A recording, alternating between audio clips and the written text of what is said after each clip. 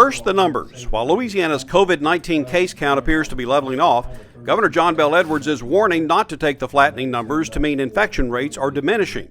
The Louisiana Department of Health Wednesday posted 746 additional coronavirus cases since Tuesday.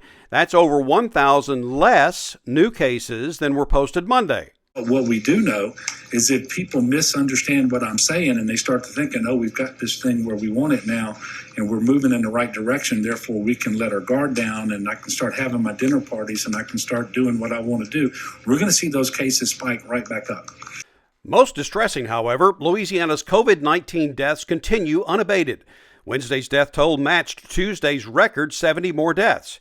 East Baton Rouge Parish Coroner Bo Clark said that 5 more died in Baton Rouge Wednesday for a total of 37 in the capital city. That brings the state total to 652 deaths out of the 17,030 confirmed cases of the virus. But testing remains a real issue and a real bottleneck in Louisiana's most populated parish, East Baton Rouge, which in the 2020 U.S. Census estimates has eclipsed Orleans by 40,000 residents.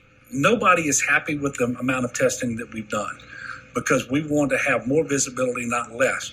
But I will tell you, Leo, we've done more testing per capita than any state in the United States of America. And we're trying as hard as we can to test those individuals who need to be tested. And we're going to continue to increase that capacity.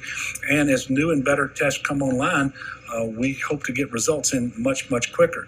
95% or so of the testing that we've been reporting over the last 10 days or so is coming from commercial labs. And as you know, they've been reporting that their volume has just caused backlogs. And so we're not getting those results as fast as we would like. Private and state testing labs have administered over 81,000 tests. Of those, Orleans Parish commands the lion's share of over 21,000 tests, revealing over 5,000 Orleanians as having the virus. That's 25%, or 1 in 4 who've tested positive. On the opposite end of the state, Caddo Parish is the second most tested area, but only the 5th most populated parish. There, 14,000 tests have found 800 COVID cases. That's 6% in Caddo. Next, but far down the list in testing, East Baton Rouge Parish has tested only 5,500, resulting in over 900 confirmed infections. That's a 17% infection rate. This means 3 weeks into coronavirus testing, Louisiana's 440,000 person population center, the capital, has been tested at half the rate of Shreveport-Bossier and only 1/4 of that in New Orleans. So Orleans, unfortunately, was at the forefront of this outbreak. So they've been testing longer, and you have to keep that in mind, that they had a couple of weeks ahead.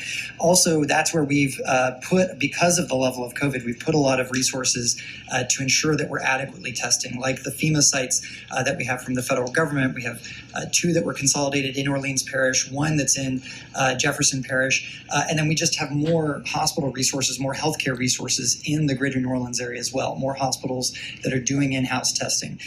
Since Katrina, Orleans is actually 3rd in population behind next-door Jefferson Parish with 434,000. Orleans has lost 250,000 people since peaking in the census back in 1960. In northwest Louisiana, Shreveport-Caddo has 243,000. In northeast Louisiana, Ouachita Parish's 155,000 citizens have been tested at the slowest rate. Only 2,700 tests have been administered.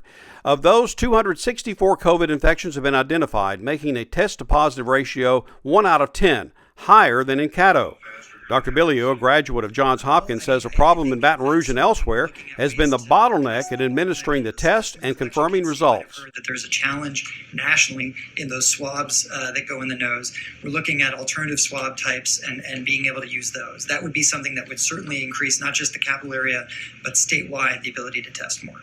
Bottom line, based on test results, less than 1 in 10 in Caddo were infected, nearly 2 in 10 in Baton Rouge, and 2.5 in 10 in Orleans.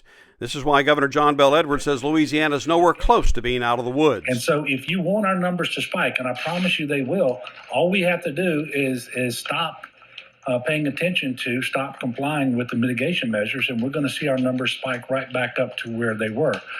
Leo Honeycutt, WLFT, Louisiana News, Baton Rouge.